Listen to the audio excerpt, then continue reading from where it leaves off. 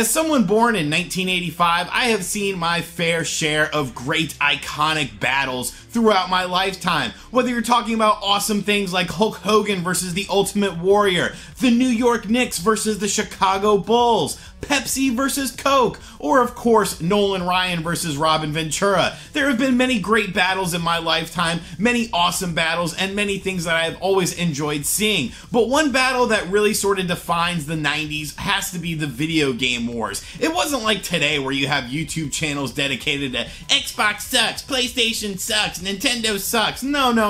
This went much deeper than that. It was the actual companies that hated each other. The companies were taking shots at each other constantly. Whether it started out with the Sega versus Nintendo, Genesis does with Nintendo Don't sort of ad campaign that Sega kickstarted, it was just a huge thing. And of course, it really came to a head during the N64 and PlayStation era. You had Crash Bandicoot calling out Mario in front of Nintendo's headquarters. It was a great time, and it was really a fun time, because I think competition like that really leads to better consoles and better things. All these companies nowadays are all buddy-buddy with each other. I miss a little bit of action, but it looks like we could potentially be seeing action return to the video game world, because it looks like there is a new competitor, a new kid on the block to challenge the recently announced PlayStation Classic. Yes, folks, it looks like the Nintendo 64 Classic is coming. It could be coming very soon, and it could be coming to battle the PlayStation Classic. So what is this all about? Sit back, relax, make sure you subscribe to the channel, and let's jump into this. Hey, RGT 85. Hey, Sean. Oh my God, it's Stevie Richards!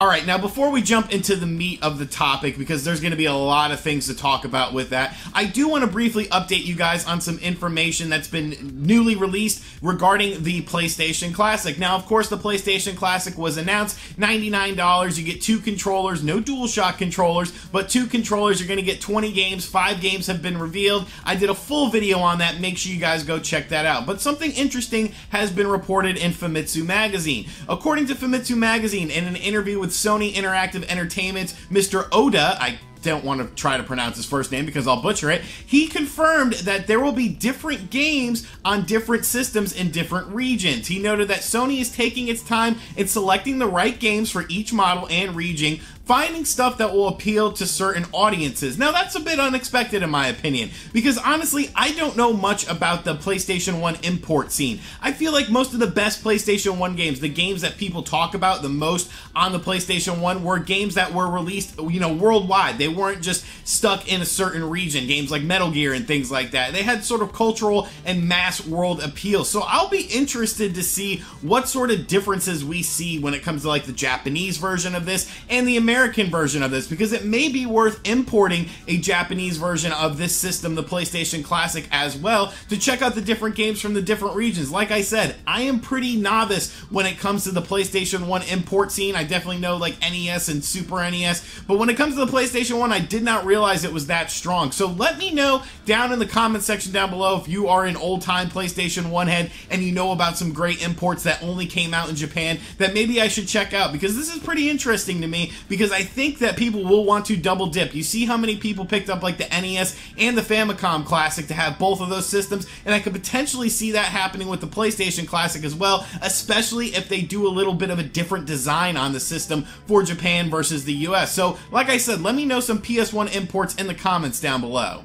Alright, but let's jump into the meat of this topic, because I have a lot of things to say about this. I have games that I want to see on this, and then I want to talk about which system I feel will potentially do better than the other. Because let's face it, I feel like Nintendo maybe got caught a bit by surprise with the PlayStation Classic announcement. I understand these companies go back and forth and talk to each other, but I feel like if Nintendo would have known that PlayStation was doing a PlayStation Classic to release in 2018, they would have already announced an N64 Classic. Let's just look at the simple timing of this. this. The NES Classic came out 2 years ago. The SNES Classic came out 1 year ago, and I think a lot of people were expecting an N64 Classic to be announced. Honestly, during that last Nintendo Direct, I figured we would see the N64 Classic be announced during that, but the Direct came and went, and while there was tons of great stuff that will actually play into a part of this video, there was no N64 Classic announcement, and then Sony swoops in, and now everyone is talking about the PlayStation Classic. But it looks like the N64 Classic is in development, and it looks like Nintendo could be poised to release this in 2018. Of course, this all comes down to trademarks and patents. We have a new patent coming out of Europe that pretty much says that the N64 Classic is in development. Now, the original filing date on this was July 18th of 2017. It was registered on August 28th,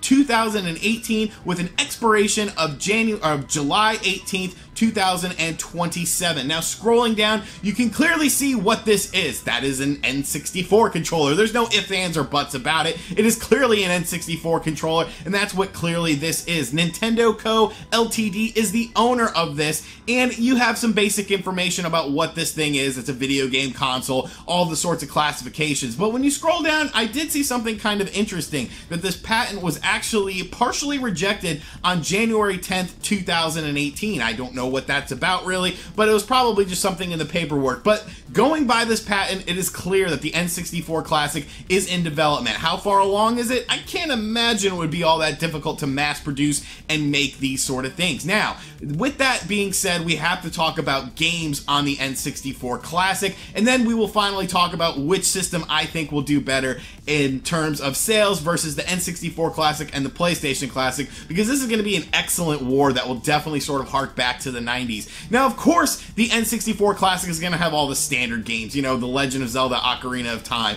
Super Mario 64, Mario Kart 64. The system better have 4 damn controller ports on it, and it better come with at least 2 controllers, because let's face it, people, you're going to want to play these 4-player games with your friends. But I thought of a couple sort of off the rails and sort of, you know, obscure games, not really super obscure, but a couple different games that I would like to see. The first game I want to talk about is Perfect Dark, because honestly, GoldenEye 007, although it is the iconic first-person shooter on the N64, it's going to be a licensing nightmare. Perfect Dark would be much easier to do. Microsoft obviously has no sort of interest in doing a classic system or anything like this, because they don't quite have the lineage of a company like Sony or Nintendo yet. So I think that Perfect Dark would be easily done on the N64 Classic, and I honestly feel like it would be a welcome addition. Another game I think would be really cool is Sin and Punishment. That was a really underrated game on the N64. Never saw an official stateside release, but we did get it released on the Wii Virtual Console, and it was sold really well. I remember a lot of people were like, holy crap, this is a really good game.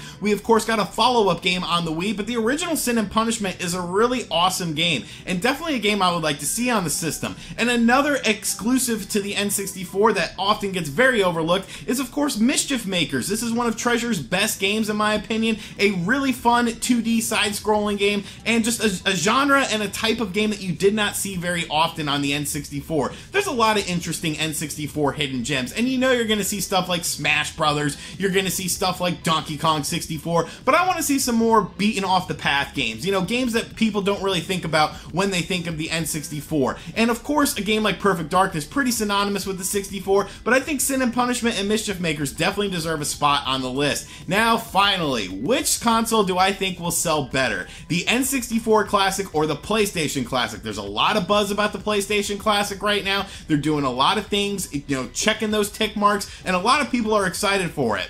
But if I had to pick one, I would pick the N64 Classic. And I know what you're saying to yourself, well, RGT, you cover a lot of Nintendo stuff, you're a Nintendo fanboy, blah, blah, blah. First and foremost, I'm not. I just cover a lot of Nintendo stuff because I get sent a lot of Nintendo stuff, and a lot of you guys like to watch the Nintendo stuff more so than the other system stuff. But I feel like I said earlier, something that happened in the Direct could potentially sort of derail the PlayStation Classic if it comes down to a battle with an N64 Classic. And that, of course, is the fact that of the 5 games that were announced for the system, really only 2 got many people excited, I feel. You know, Final Fantasy VII and Tekken 3 were definitely 2 of the games that people were like, okay, very cool. Jumping Flash is a cool game, but it's sort of obscure. Wild Arms, great RPG, but it's no Final Fantasy VII. And Ridge Racer's awesome, but let's face it, that's not really something that's a lot of people are going to get super excited about. I feel like Final Fantasy VII and Tekken 3 are definitely 2 of the biggest games, and probably going to be 2 of the biggest games, period, that are on the system. Now, what's interesting about this is the fact that Final Fantasy VII has now been confirmed to be coming to the Nintendo Switch and the Xbox One in 2019. Now, while the Xbox One doesn't really play a factor in this, the fact that the Nintendo Switch is portable, I feel like some people might be like, well, I'd like to play Final Fantasy VII again, and I could get the PlayStation Classic for $100, or I could just wait for it to come out on the Nintendo Switch that's portable and play this game. Like, that's one of the biggest games on this system, and for Nintendo to be getting this game and Microsoft to be getting this game on their system, I feel like that sort of, you know, takes away a bit of the shine, a bit of the luster. And something that Nintendo could potentially do is put something like Resident Evil 2 on their system, on the N64 Classic. Resident Evil 2 is a great port on the N64, and the fact that the PlayStation Classic does not have the DualShock means that Resident Evil 2 would not be able to be on that system. Now, honestly, I think both systems are going to sell extremely well. I will be buying both systems, I will be reviewing both systems, but I honestly hope that the N64 Classic